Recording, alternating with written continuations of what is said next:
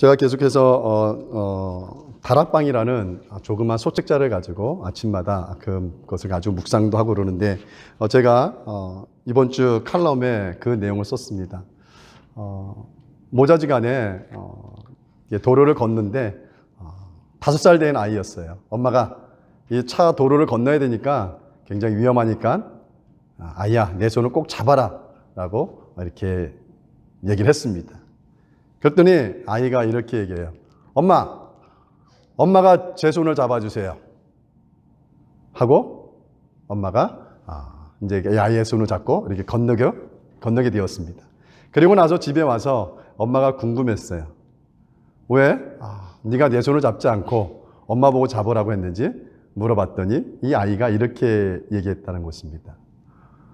내 손이 엄마보다 작잖아요. 엄마 손이 내 손보다 크잖아요. 그렇기 때문에 엄마가 제 손을 잡아주면 제가 엄마를 놓치지 않고 잘 따라갈 수 있을 것 같아서 그렇게 얘기했습니다. 라는 그러한 글을 읽으면서 참 은혜가 되었습니다. 나보다 크신 분이 나를 붙잡아주면 어떻겠습니까? 안전한 사람이 될 수 있어요. 그분이 하나님이라는 거예요. 그런데 우리는 이 세상에 살아가면서 늘 내 생각과 내 경험과 내가 막 고군분투하면서 뭔가 일을 해결하려고 해요.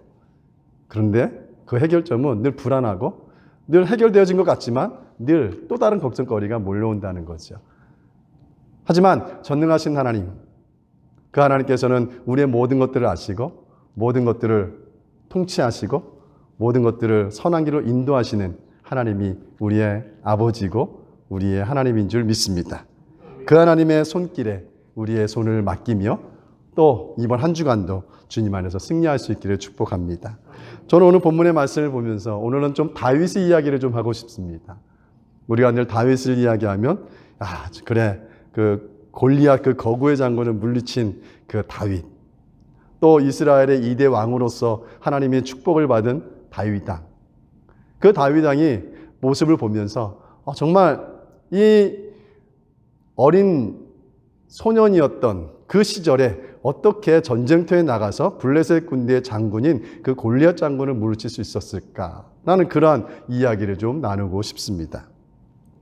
오늘 우리가 사무엘상 17장의 말씀을 살펴보았습니다.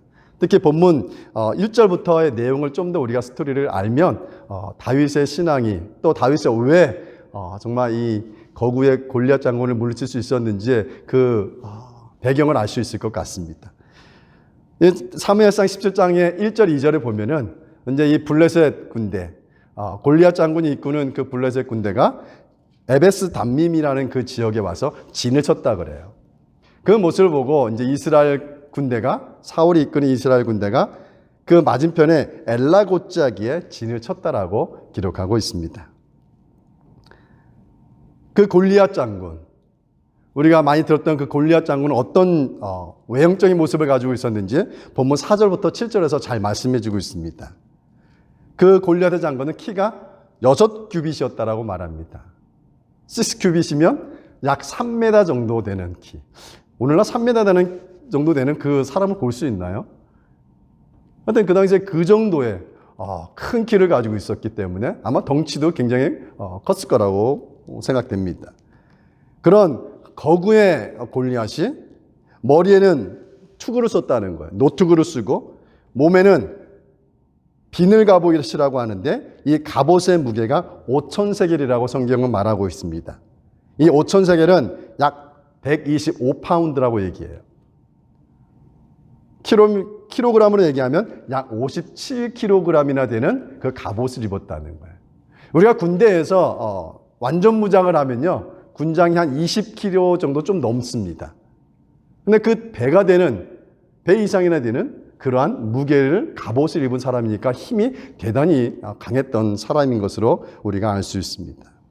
또 다리에는 각반이라고 해가지고 이렇게 다리를 보호할 수 있는 그러한 보호막으로 차고, 또 등에는 단창, 그러니까 창을 던질 수 있는 그런 창을 등에 매달았다라고 말합니다. 그 창에도 무게가 약 7kg 정도 되는 17파운드나 되는 그러한 창을 메고 다녔다고 하니까 몸에 약 한 60kg, 70kg나 되는 정도나 되는 몸을 이렇게 착용하고 다녔던 군대 장관이었습니다.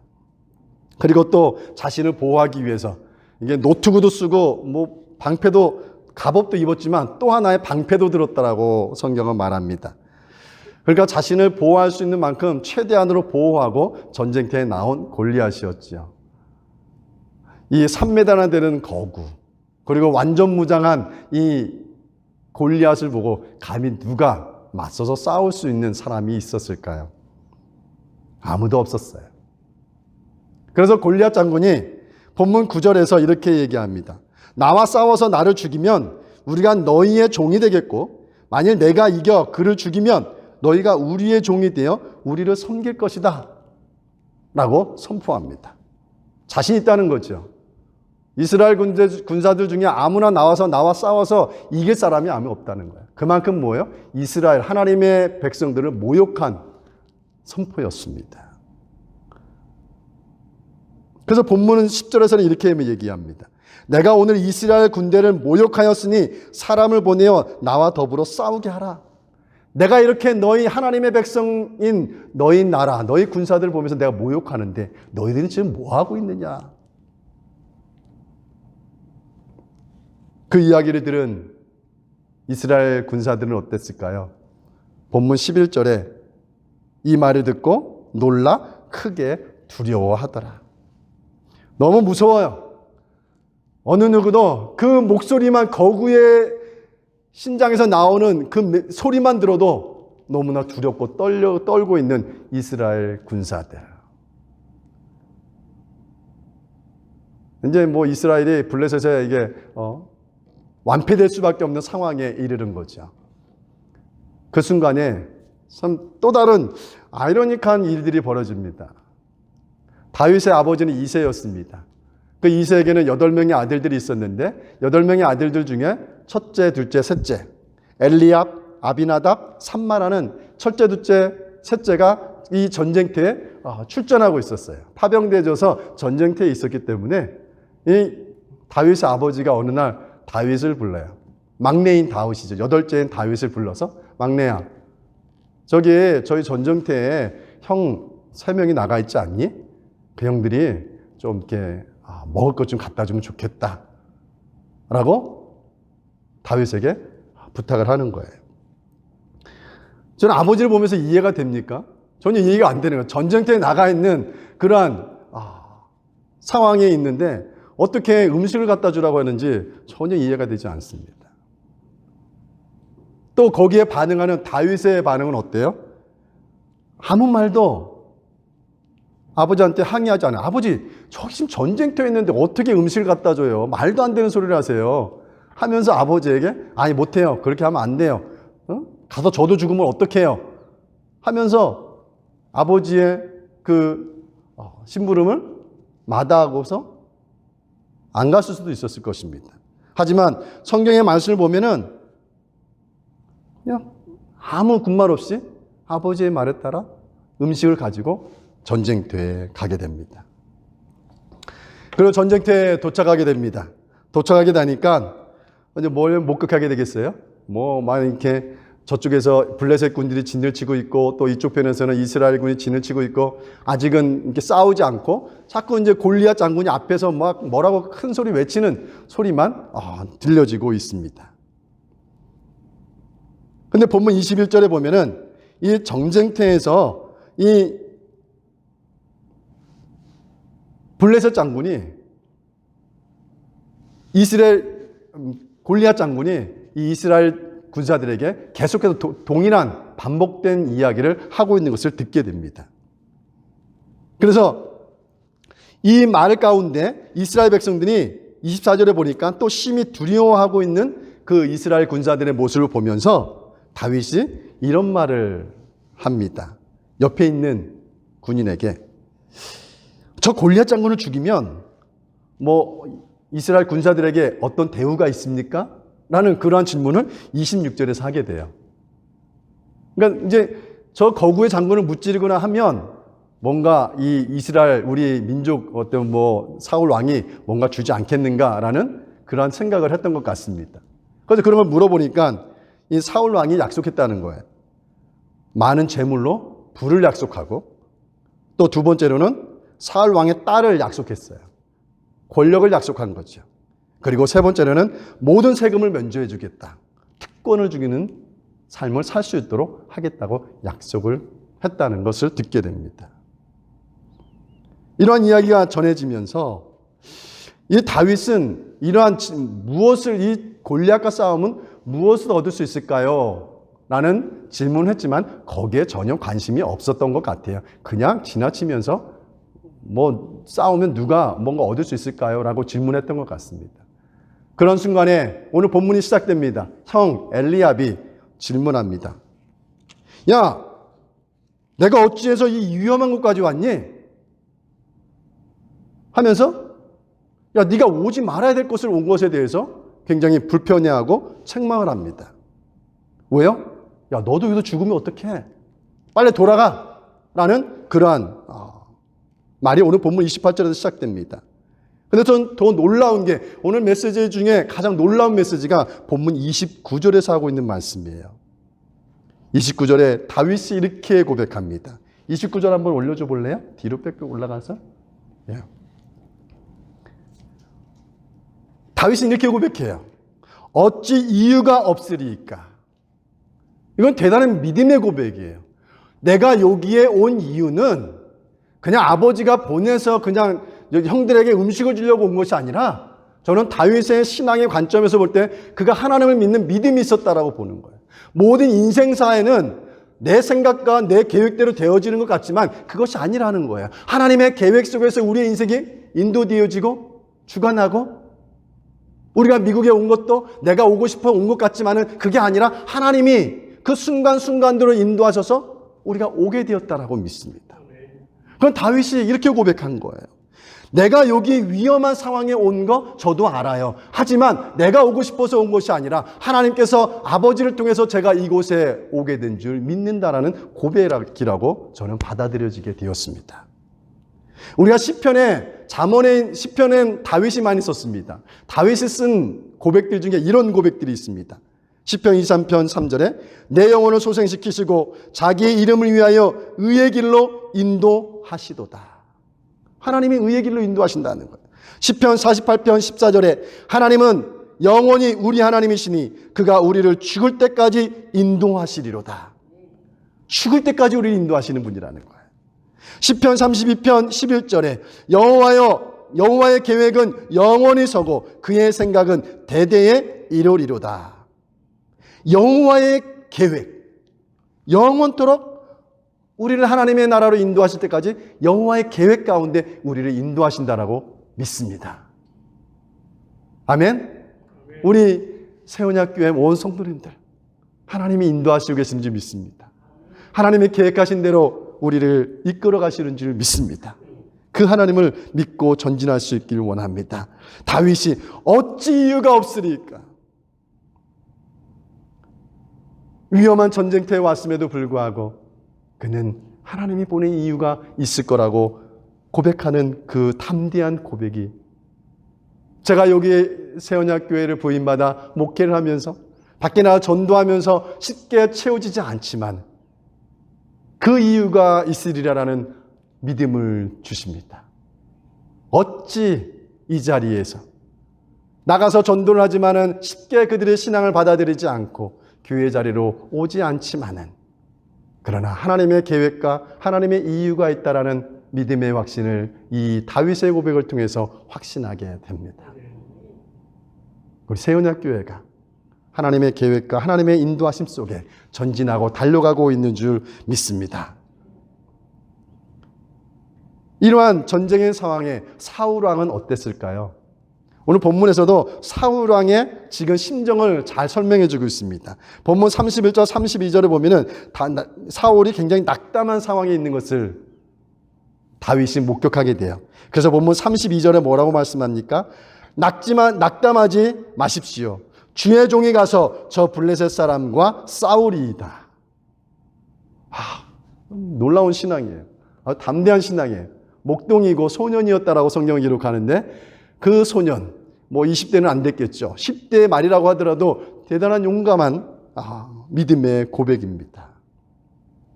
낙담하지 말 것이라. 저는 낙담하지 말라고 사울에게 고백할 수 있었던 것은 다윗은 저 골리앗 장군보다 더 크신 하나님을 믿었다라는 것입니다. 난 할 수 없지만, 우리 이스라엘 군사들이 나와서 저 거구의 골리앗 장군과 싸울 수 없지만 그 골리앗 장군보다 더 크신 하나님이 계시기에 그 하나님이 하시면 저 골리앗 장군도 아무것도 아니야 라는 그 믿음이 다윗에게 있었다고 믿습니다. 우리가 살아가다 보면은 정말 막막한 순간들이 많습니다. 제가 군대를 갔다 오고 대학교를 이렇게 복학을 하는데 학비가 부족했습니다. 알바를 했음에도 불구하고 학비가 부족했습니다. 아버지는 작은 교회를 목회하고 있기 때문에 늘 형제들이 다 알바를 하면서 학비를 냈기 때문에 저 역시도 알바를 하면서 학비를 벌었습니다. 근데 그때는 부족했던 거예요.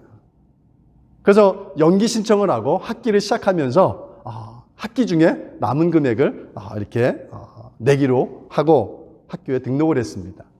근데 저희 신학대학이었기 때문에 기숙사에 있으면서 이렇게 새벽 기도를 하게 됩니다. 그래서 새벽 기도를 하게 되는데 새벽 기도를 마치고 나서 한 자매를 만나게 되었습니다. 저는 군대를 갔다 왔기 때문에 학년은 낮지만 그 자매보다 선배였습니다. 하지만 그 자매는 저보다 나이가 한참 많은 분이었습니다. 근데 기도를 하는데 그분하고 교제하면서 이야기하면서 그 자매님이 갑자기 이런 얘기 하는 거예요. 제가 기도하는데 그 형제님에게, 선배님에게 좀 물질로 후원을 하고 싶다라는 이야기를 하는 겁니다. 저는 깜짝 놀랐죠. 그냥 기도하는데 하나님이 감동을 주셨다는 거예요. 그래서 마침 제가 그랬어요. 제가 마침 지금 학비가 어느 정도 부족해서 그것을 놓고 기도하고 있었습니다. 라고 했더니 그 후배가 하는 말이, 저도 지금까지 오면서 하나님께서 공급해 주신 것들이 너무나 많습니다. 그렇기 때문에 저도 하나님의 감동을 받아서 같이 선배님을 후원하고 싶습니다. 해서 정말 그 부족한 액수를 그분이 보충해 줌으로 인하여 제가 그 학기에 체험받아서 잘 마칠 수 있었던 그런 과거를 간증을 합니다. 할 수 없는 일들이지만 하나님께서는 내가 할 수 없는 거 다른 사람들을 통해서도 하나님 일을 행하시는 줄 믿습니다. 같이 기도하고 같이 하나님 앞에 뭔가 할 수 있는 일들을 하다 보면은 불가능한 것 같기도 하나님께서 채워주시는 줄 믿습니다. 이러한 다윗이 사울왕에게 낙담하지 마십시오. 하나님이 계시지 않습니까? 하면서 제가 나가 싸우겠습니다라고 하니까 사울이 어떻겠어요? 좀 가소롭지 않았을까요? 어린 소년이었는데. 그래서 본문 33절부터 33절에 이렇게 말하지 않습니까? 사울이 너는 소년이고 골리앗은 용사이기에 안 된다라고 말씀하고 있습니다. 거기에 다윗의 고백이 큰 감동이 되었습니다. 이 다윗의 고백을 듣고 사울의 마음이 바뀌었어요. 우리 한번 같이 34절부터 37절의 말씀을 같이 한번 읽겠습니다. 34절부터 같이 한번 읽겠습니다. 시작. 다윗이 사울에게 말하되 주의 종이 아버지의 양을 지킬 때에 사자나 곰이 와서 양떼에서 새끼를 돌아가면 때가 따라서 그것을 치고 그 양에서 그것이 일어나 나를 해하고자 하면 내가 그 수염을 잡고 그것을 쳐 죽였나이다. 주의 종이 사자와 곰도 쳤은즉 살아계시는 하나님의 군대를 모욕한 이 할례 받지 않은 블레셋 사람이리까 그가 그 짐승이 하나와 같이 되리이다.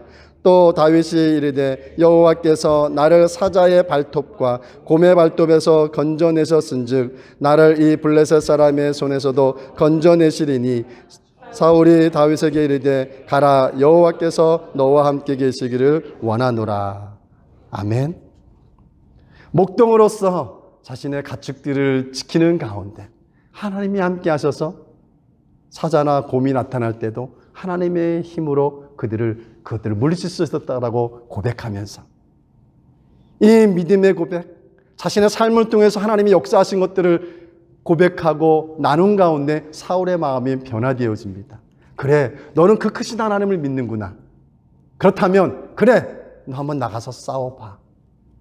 라는 그 사울의 반응 앞에 그가 갑옷을 입고 창도 들고 해보려고 하지만은 너무나 무겁고 또 성경에서는 뭐라고 하냐면 익숙하지 않기 때문에, 이 갑옷 입는 것이 익숙하지 않기 때문에 그가 갑옷, 투구 다 벗어던지고 자신이 잘 아는 물맷, 돌 5개 그것만을 가지고 전진을 하게 됩니다.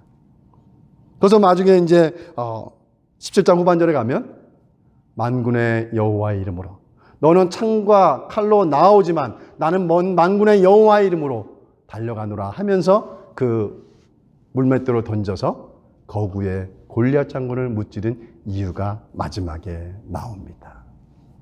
아멘. 익숙하지 못했던 것. 익숙하지 못한 건 뭐예요?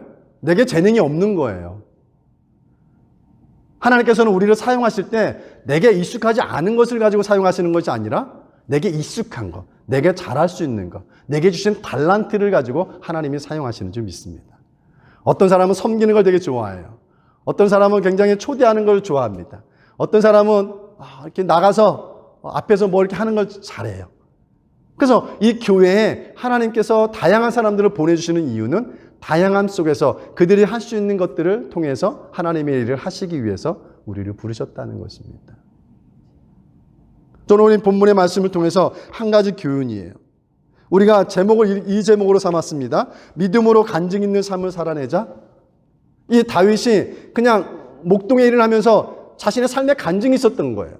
하나님이 도우셨던 그 삶의 간증들을 통해서 내가 하나님이면 무엇이든지 할 수 있구나라는 그 믿음과 담대함이 있었다는 거예요. 그렇기 때문에 이 위험한 전쟁터에서도 저 골리앗 앞에 어느 누구도 성인, 군인들이 나가서 싸울 수 없음에도 불구하고 저 골리앗 장군보다 위대하고 크신 하나님이 있기 때문에 나는 그분이 도우심으로 나아간다면 나는 이길 수 있다라는 그 담대한 믿음. 그 믿음이 우리에게 임하기를 축복합니다. 그러한 믿음의 간증의 삶이 우리에게 있으리라고 믿습니다.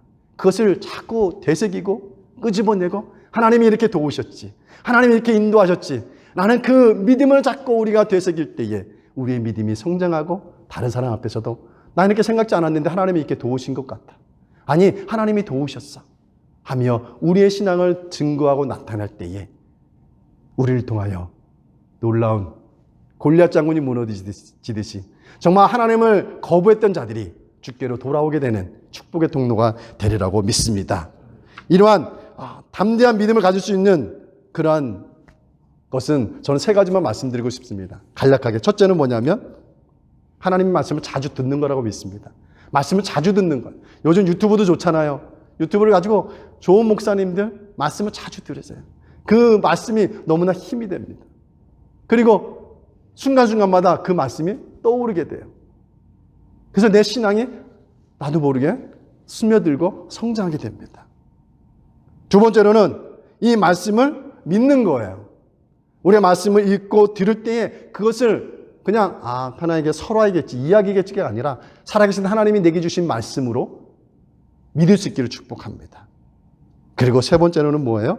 그 말씀대로 행하는 것입니다. 행할 때 능력이 나타나요. 베드로가 배를 타고 가는데 파도가 막 이렇게 쳤잖아요. 막 두려워 떨고 있을 때 유령과 같은 누군가가 오고 있어요.